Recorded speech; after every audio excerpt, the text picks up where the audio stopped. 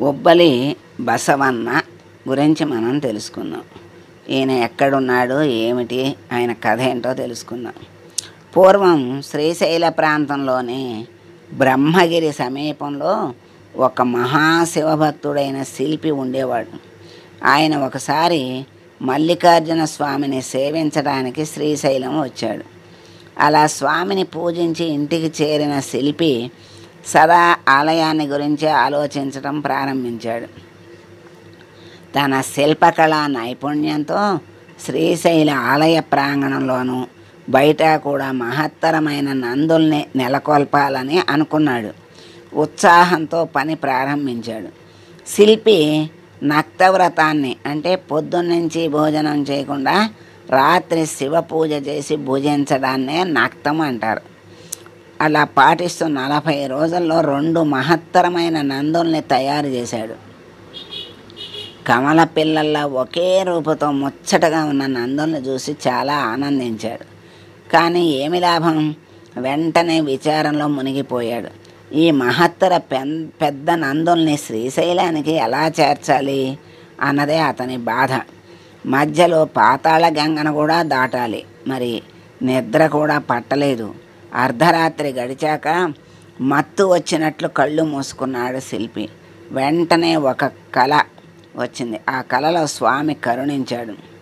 స్వామి శిల్పితో ఇలా అన్నాడు: భక్త, నీ సంకల్పం మహత్తరమైనది, నీ శ్రమ ఫలించింది. ఇవిగో ఈ పలుపుతాళ్లను తీసుకొని నందుల మెడలకు తగిలించు, వెనుతిరిగి చూడకుండా శ్రీశైలం చేరుకో అన్నాడు. వెంటనే కళ్ళు తెరిచాడు శిల్పి. ఎదురుగా పలుపుతాళ్ళు కనిపించాయి. సంతోషంతో ఉక్కిరిబిక్కిరయ్యాడు. వెంటనే తాళ్లను నందుల మెడలకు తగిలించాడు. తాళ్లను చేత్తో పట్టుకుని శ్రీశైలానికి బయలుదేరాడు.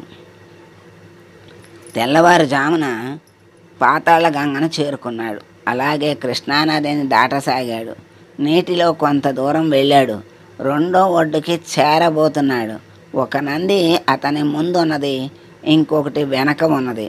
వెనక వస్తున్న నంది కాలు నీళ్లలోని రాళ్ల మధ్య ఇరుక్కుని అది రావటం మానేసింది.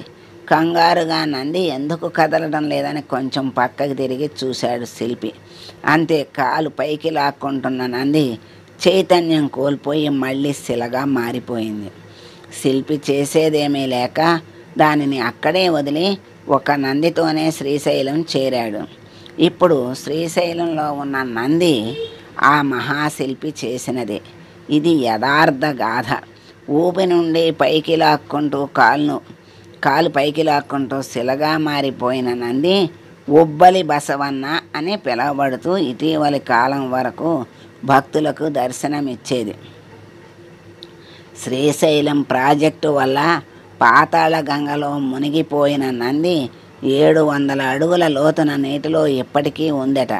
ఆ పాతాళ గంగలో మునిగి ఉన్న 2వ నంది ఉబ్బలి బసవడు అంటారు. హరహర మహాదేవ శంభో శంకర. ఓం అరుణాచల శివ, అరుణాచల శివ, అరుణాచల శివ.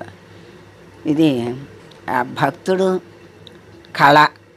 ఆ కళతో చక్కగా మనసు అయ్యి నందుల్ని 2టిని, ఒకటి లోపల ఒకటి బయట పెట్టాలని చక్కగా కమల పిల్లల్లా తయారైన నందుల్ని ఎలా తీసుకెళ్ళాలని ఆయన యొక్క సమస్యకు భగవంతుడు ఎలా తీర్చాడో, చివరికి ఏమైందో అన్నీ మనం చక్కగా తెలుసుకున్నాం.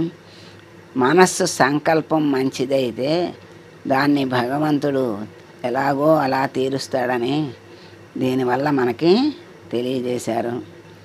శుభం. స్వస్తి.